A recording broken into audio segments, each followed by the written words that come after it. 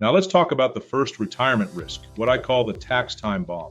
This is one of the biggest retirement risks I see, and unfortunately, it's one that catches many successful professionals completely by surprise. Most people are excellent savers. You've spent decades contributing to your 401k. You've likely received company matches. You've watched your account grow over time. You've done exactly what your employer, your financial advisor, and the financial media told you to do. Save consistently, maximize your contributions, let compounding work. And to be clear, that's not bad advice. The problem is that many people stop their planning there. They focus entirely on accumulation. Very few people spend the same amount of time planning for distribution. Those are two completely different phases of life. Let's imagine someone who retires with $1 million in a traditional 401k. Most people look at that statement and say, I've got $1 million. I ask a different question. How much of that $1 million actually belongs to you? Because at some point, the IRS is going to want its share. And unlike your investment advisor, the IRS doesn't care whether the market is up or down. They're going to collect regardless. Now let's assume that person begins taking withdrawals in retirement. Every dollar coming out of that traditional 401k is generally taxable as ordinary income. Not capital gains, not preferred tax treatment, ordinary income.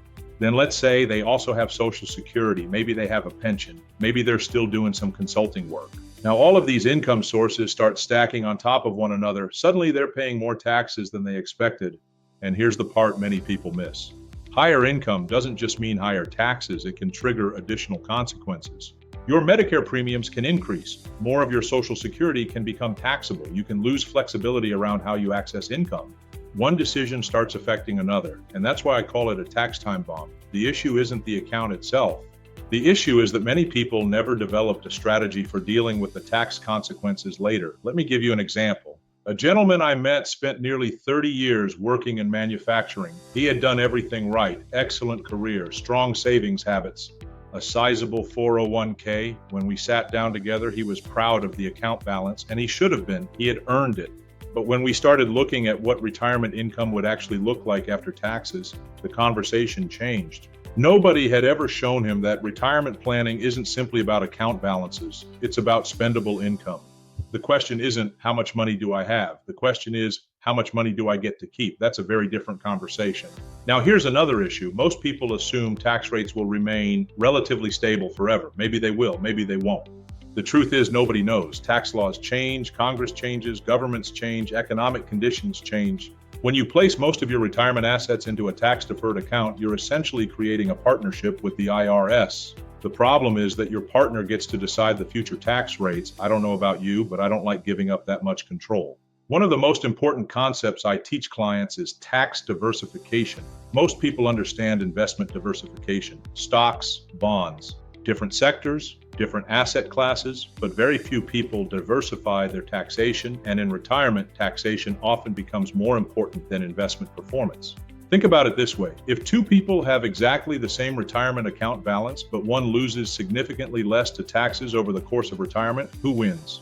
The person who keeps more? Not necessarily the person who earned the highest return, the person who keeps more. I've found that many people spend decades trying to earn an extra 1 or 2% in investment returns while completely ignoring strategies that could potentially save them far more through proper tax planning. That's focusing on pennies while stepping over dollars. Now, I want to be clear about something. This isn't about avoiding taxes. It's about understanding taxes. It's about being proactive instead of reactive. It's about creating flexibility before retirement arrives, because once retirement begins, many options become more limited. One of the greatest gifts you can give yourself is the ability to choose where your retirement income comes from. When all your money sits inside a single tax bucket, your choices become limited. When your assets are properly structured, your choices expand, and choice creates control. Control creates flexibility, and flexibility creates confidence. That's why I believe retirement planning is not simply investment planning. It's tax planning, it's income planning, it's distribution planning. It's understanding how all the moving pieces fit together. The people I meet are some of the hardest working people I've ever encountered.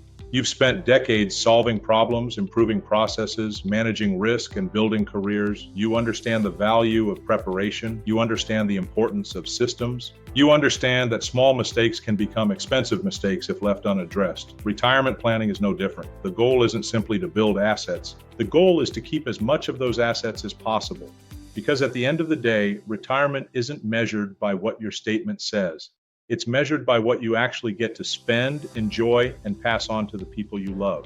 And that's why the tax time bomb is retirement risk number one. Remember, education changes outcomes, strategy changes futures.